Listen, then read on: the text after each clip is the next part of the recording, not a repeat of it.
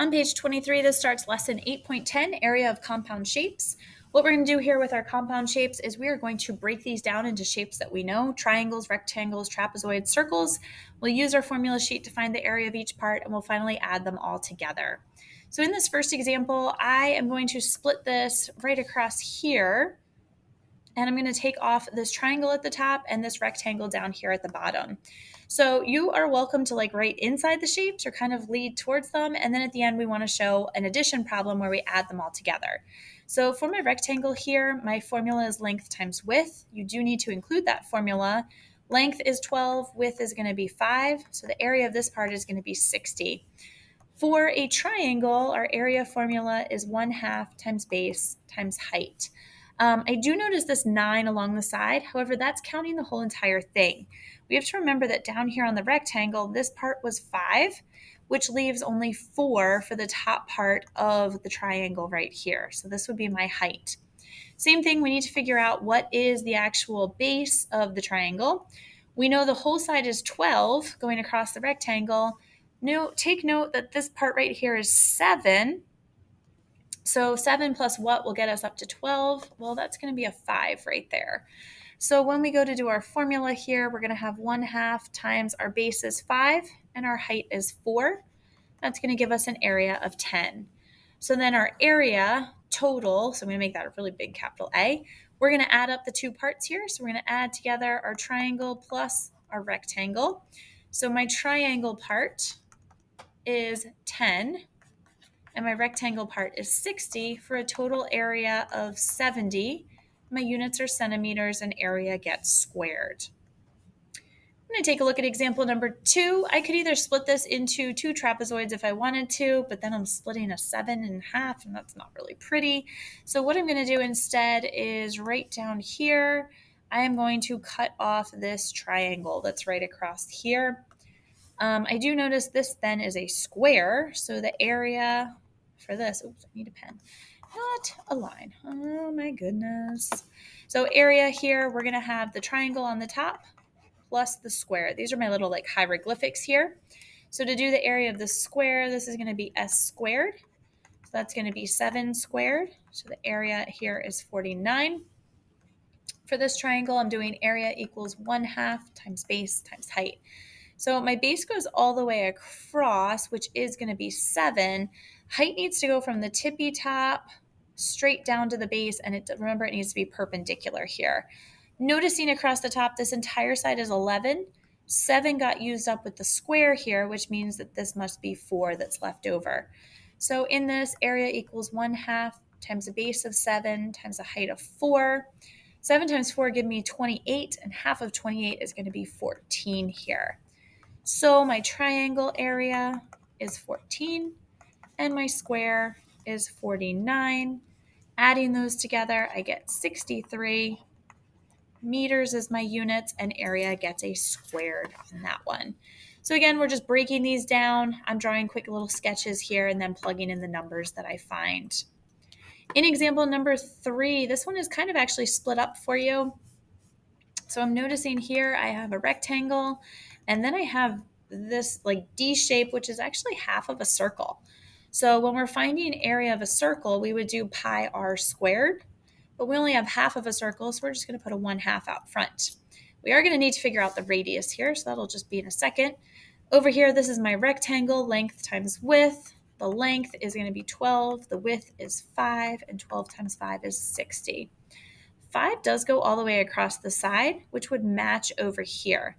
So that means 5 goes the whole entire distance. So if I'm only going halfway, half of 5 is going to be 2.5. So when I go to find area of this circle, I'm going to do 1/2 times pi times 2.5 squared. I am not going to leave my answer in terms of pi because I'm going to actually just want a decimal answer because the rectangle is just a whole number. So I'm going to do 1/2 times 3.14 times 2.5 squared. And this gives me a very, very, very long decimal answer. So I'm going to round to the nearest hundredths place, so 9.81. So I am going to go in. The rectangle was 60.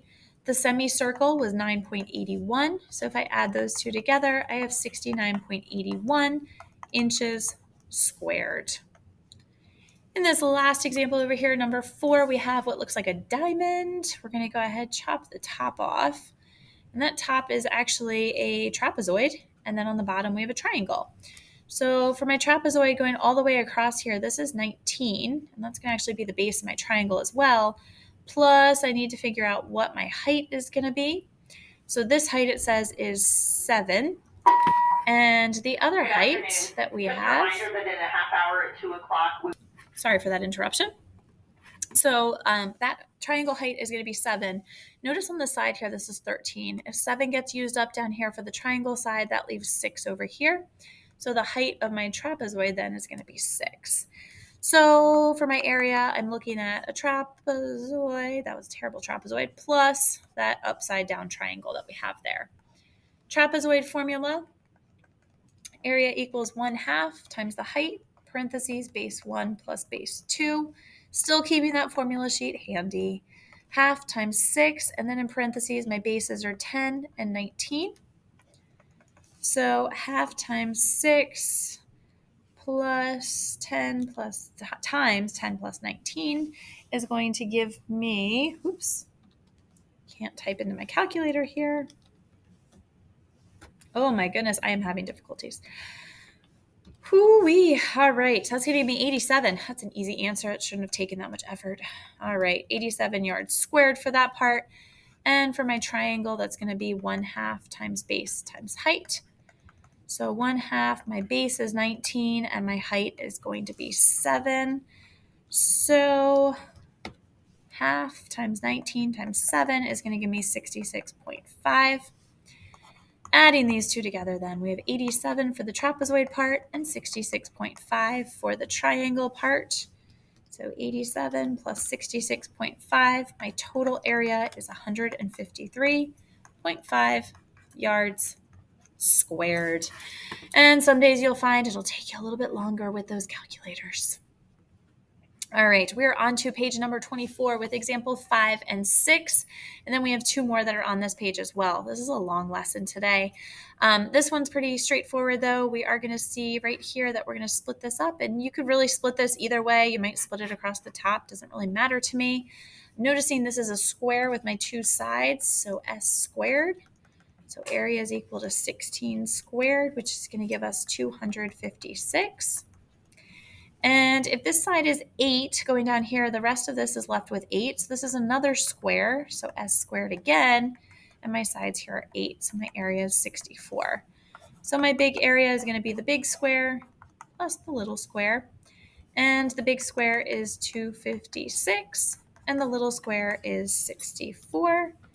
Adding those two together, we are going to get 320 inches squared. And over here, we're actually going to just chop this down the center, and we're going to create 2 different parallelograms here. So we are going to be using our formula base times height on both sides. So for this one, the base would be going all the way across, which is going to be 14. It looks like that's true on both sides here. So the base is 14, and the height here, top to bottom, is going to be 6. So 14 times 6 is going to give me 84. The height over here is 6, and this whole side is 17. That means that this side would have to be 11 for the height. So my base is still 14 times 11, and that is going to give me 154. So my area is the little parallelogram plus the bigger parallelogram that goes this way. So my areas are 84 plus 154. And putting those together, we get 238 feet squared. And 2 more examples for you, 7 and 8 down here. So we can split these up into as many or as few shapes as we want to. I'm going to recommend you go as few as possible. So up here we have a rectangle, length times width, 6 times 2. So 6 times 2, area for the top is equal to 12. Down here, we know this side is 10, this little piece is 2, this little piece is 2, but remember this whole side was 6. It's got to match the top, which means that this piece in the middle is going to be, hopefully you picked 2. Area for this part is going to be length times width, so area is equal to 2 times 10 which would be 20. So when we're figuring out our area, we have the long rectangle across the top plus the part that makes the bottom part of the T.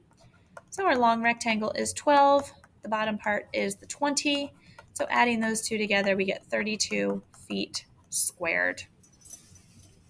Over here, unfortunately, we're going to have to split this into a couple different shapes. We can cut across here, which is what I'm going to recommend, because we know this side's 3 and we know that side's 1. We know this whole side is 4, and if we know this little piece is 3, this little piece is 3, which would leave this to be 1, because 3 plus 1 is going to give you that side 4. So here your area is length times width, so you're doing 1 times 3. Very tough multiplication here. For this one, area is also length times width. Length is 1, width is 3. Should have flip-flopped those. Area is going to be equal to 3. Down here across the bottom, your area is length times width.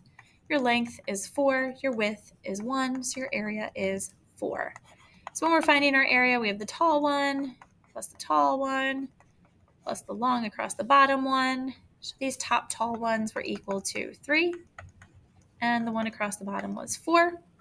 That gives you a total area of 10 yards squared. And that is finally the end of your lesson for section 8.10.